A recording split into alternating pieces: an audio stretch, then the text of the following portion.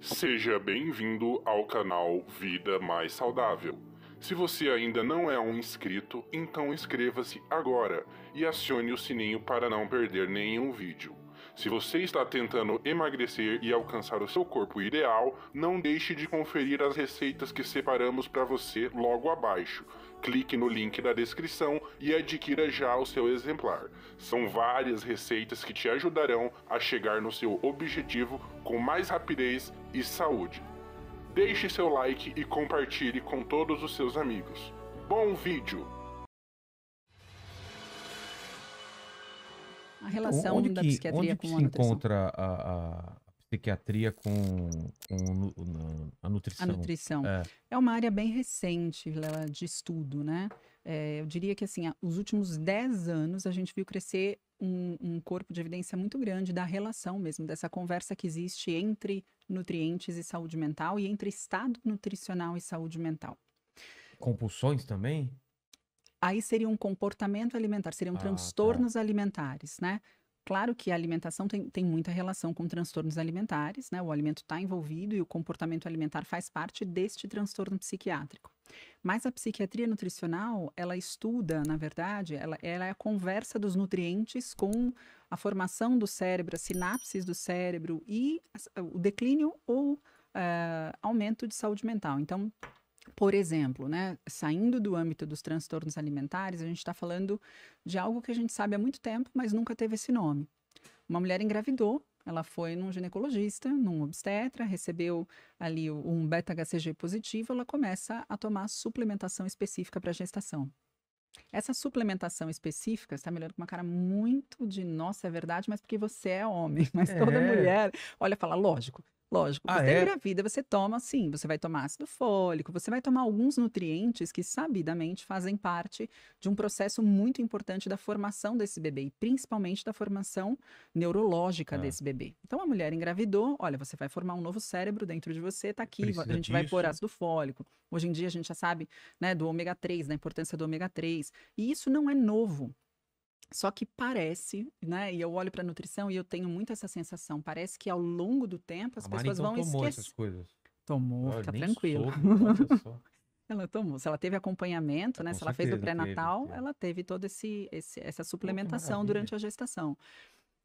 Porque existe uma demanda, né, uma necessidade aumentada desses nutrientes. E é impressionante que a gente sabe disso, na gestação parece super normalizado que nutrientes específicos são importantes para o cérebro, e ao longo do tempo, a nutrição passa a ser uma alimentação que engorda ou emagrece. Virou só isso, né? Então, se eu comer isso, eu engordo, se eu comer isso, emagrece. Você tá gordo? Procura uma nutricionista. Exatamente. E de certa forma, ficou um pouco adormecido aí na cabeça das pessoas e nessa cognição a respeito da alimentação, o quanto nutrientes são importantes para a formação do cérebro, né? A gente fala, eu me alimento para ter um corpo saudável. Cérebro é corpo, né? Embora as pessoas o enxerguem como algo holístico que acontece fora do corpo, cérebro é um órgão, é corpo, e é uma parte do nosso corpo muito importante para que a gente tenha saúde. Precisa de energia para ele funcionar. Precisa de uma série de questões, né? Mas o que a psiquiatria estuda são os nutrientes importantes para o funcionamento adequado do cérebro. Caramba. E o padrão alimentar que pode promover saúde mental. O que eu como, então, ele te torna mais ou menos inteligente. É mesmo? Com mais ou menos memória. Quem não come feijão, por exemplo, é mais burro, não é? Ele não come feijão, você tá querendo... Já sacou! Ele não come feijão! Eu não vou deixar ele fazer isso com você aqui. Obrigado, Roberto. Obrigado. A gente vai fazer uma lista de substituição pro feijão aí pra você ter os. Mas eu acho absurdo ele não come feijão. Eu é uma dos meus alimentos favoritos. Mas aí eu quero ver se eu gosto de você ou não. Eu vou tirar isso aqui, pode tirar. Eu quero saber se eu gosto de você de cara ou não. Você coloca o feijão embaixo ou em cima do arroz? Eu ponho em cima. Tá vendo? Obviamente. Não sei se porque você olha pra mim, eu nem coloco. É verdade, ele nunca viu no prato. Nunca vi no prato, cara. Eu ponho em cima, obviamente. Eu não entendo quem coloca feijão melhor embaixo. Composição, não faz sentido por embaixo. Mas, por exemplo, o feijão tem algumas coisas nele. Tem uma série de nutrientes específicos. Ferro é um nutriente muito importante, inclusive na gestação, né? A criança também tem uma suplementação de ferro para evitar anemia ferropriva. A anemia ferropriva é um dos principais sintomas da deficiência de ferro, é o cansaço, a dificuldade de raciocínio. Só que ao longo do tempo a nutrição passa a ser. Você tá olhando, tá com uma dificuldade de É raciocínio? que ele tem uma dificuldade de raciocínio às vezes, eu acho que é o Muito ferro. pelo contrário. Tem uma coisa que eu sou rápido nas respostas aqui, ó, sem usar o Google. A memória tá, ó. O Google foi ótimo. É porque ele A tá pessoa lá com o nasceu Google. depois de 1990, com toda certeza. Ah, não. Eu queria ver não, antes não. do... Antes do... Deixa eu me defender agora. É porque ele... Vamos supor, a gente tá numa conversa aqui e Aí alguém tem você uma fala, dúvida. como chama aquele cientista, não sei o quê. Google. Google. Não. Aí eu respondo e daí ele fala, aí é fácil ter o Google, mas eu respondi sem o Google. Eu não pesquisei. Sei, tô sabendo. Júlio Verme, né? Essa aí eu caguei. Eu Ele errei. falou Júlio Verme. Verme. Não, eu li errado, é diferente. Ele fala assim... Ele leu no Google. Ele leu no Google. E ele acabou de se entregar, Ele né? é o cara que fala larva que sai do vulcão, sabe? Aquela larva. Não, é que esse aí, um cara mandou um superchat aqui e eu tava lendo o superchat dele e eu me enrolei na hora de ler o Verne.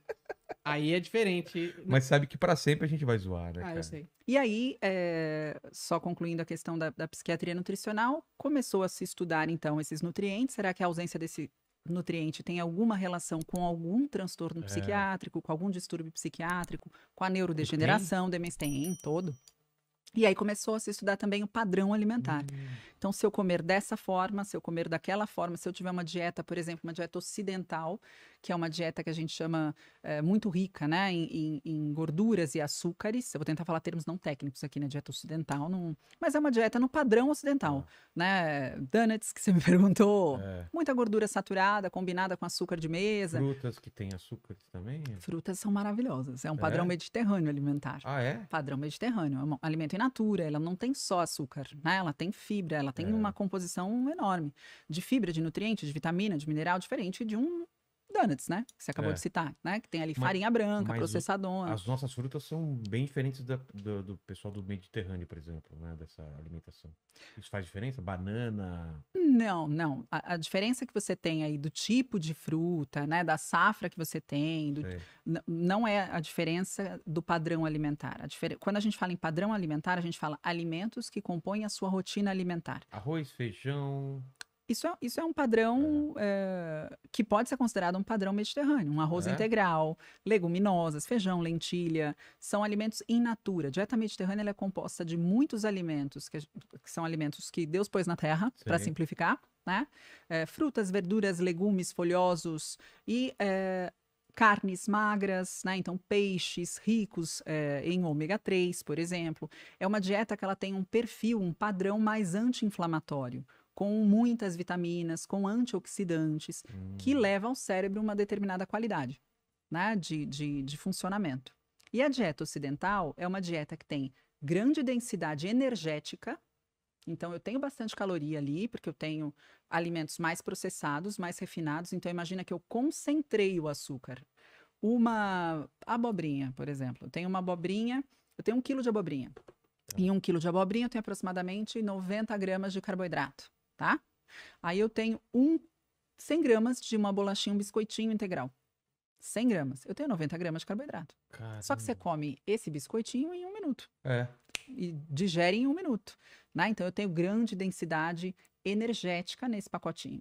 Enquanto que na abobrinha, para eu conseguir comer 1 quilo de abobrinha, é impossível. Eu vou comer os mesmos 100 gramas e eu vou ter 9 gramas ali de carboidrato. Eu vou ter uma quantidade calórica imensamente inferior, mas eu tenho grande densidade nutricional. Então, o padrão mediterrâneo é um padrão de uma alimentação com grande densidade nutricional e baixa densidade energética. Enquanto que o ocidental é mais ou menos o contrário, né? Ele tende a elevar muito mais a glicemia do indivíduo e, portanto, a insulina. Ele é um padrão mais inflamatório. O que a psiquiatria nutricional vem estudando? Quanto mais inflamatório o seu padrão alimentar, né? Quanto mais alimentos que tenham esse potencial inflamatório de aumentar a adiposidade, de elevar a insulina, de aumentar citocinas inflamatórias no seu corpo, mais o seu cérebro também recebe esse impacto. O que vem sendo investigado e já está muito bem estabelecido são os mecanismos do declínio de saúde mental. Então, você tem como um dos mecanismos a inflamação sistêmica de baixo grau, que é causada pelo aumento de tecido adiposo, aumento de gordura no corpo, que promove citocina inflamatória e, portanto, vai promover uma ativação do sistema imunológico, um aumento de inflamação, e essa inflamação pode ser hematoencefálica também. Você tem a ausência de um sistema antioxidante poderoso, né? Funciona, nós temos um sistema endógeno de antioxidação, realizado ali por enzimas dependentes de vitaminas, ferro, magnésio, riboflavina. Se eu não me alimento dessas vitaminas, como que funciona o meu sistema de varredura de espécie reativa de oxigênio, né? De radicais livres? Eu não tenho isso funcionando de uma forma adequada. Então, o que foi, né, sendo observado na ciência é que justamente a gente deixou de olhar por muito tempo o quanto a alimentação que foi se transformando aí por conta da modernidade e foi trazendo um quadro que a gente vê hoje muito claro, né, de aumento de sobrepeso, de obesidade na população, o quanto isso também trouxe aumento de depressão, aumento de ansiedade, aumento de Alzheimer, aumento de transtorno de déficit de atenção e hiperatividade. Isso caminhou muito junto. E esse padrão alimentar, ele também tem uma relação com essa situação, né? A gente ainda não fala na ciência de causalidade. Se eu comer assim, eu vou causar aquilo. Ah, não. Né? Não dá para falar de causalidade. Na ciência, para falar de causalidade, eu teria que fazer assim, Vilela. Eu vou pegar um ratinho. A gente tem estudos que mostram causalidade, mas não em humanos. Porque você não vai pegar um humano e falar, deixa eu ver se isso adoece ele mentalmente. Ninguém vai permitir, nenhum comitê de ética vai permitir uma pesquisa dessa. Então, eu vou pegar um ratinho. Então, um estudo que é muito clássico na psiquiatria nutricional. Ratinhas gestantes. Um grupo de ratinhas vai receber uma dieta ocidental, né? Muito açúcar, muita gordura saturada. O outro grupo vai receber uma ração equilibrada. Essas ratinhas gestantes tiveram a prole. O que foi observado nesse estudo? E foi um estudo de intervenção. Então, vamos manipular a alimentação e ver se causa alguma coisa, né? As ratinhas que foram alimentadas com uma dieta hiperlipídica, né, e hiperglicídica, muito açúcar, muita gordura, apresentaram uma prole na adolescência com ansiedade. Caramba. Os ratinhos tinham um comportamento ansioso, né? Então, mostrando a relação de que na gestação, uma alimentação rica em gorduras, mais inflamatória, rica em açúcar, pode levar a um funcionamento do cérebro do filho diferente. Né? A uma alteração de saúde mental. Nada tem a ver com quanto esse filho pesa, Entendi. Percebe? Então, isso é causalidade. Ali nesses estudos você consegue afirmar causalidade, isso causa aquilo. Os estudos em humanos, você olha como era isso aqui e como eles estão. Então, por exemplo, como é a alimentação, qual o estado nutricional desta população? E aí avaliaram, estado nutricional baixo peso.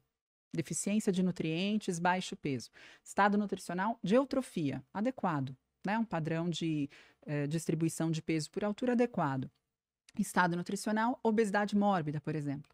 E aí eles verificaram quem dessa população, ao longo do tempo, tinha um diagnóstico de ansiedade e depressão, desenvolveu, ao longo da vida, a ansiedade e depressão.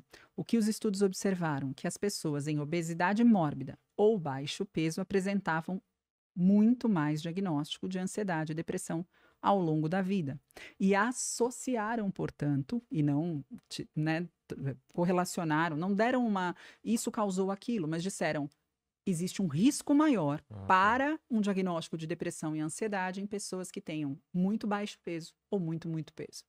Tá? Então, a deficiência de nutrientes que fazem o cérebro funcionar pode levar a um estado de declínio de saúde mental ou ainda um estado inflamatório com um aumento muito considerável de adipócitos, de células de gordura, que geram, né, que produzem, portanto, citocinas inflamatórias, pode levar a um padrão também de inflamação hematoencefálica. A nossa membrana é uma membrana fosfolipídica, de fósforo e gordura.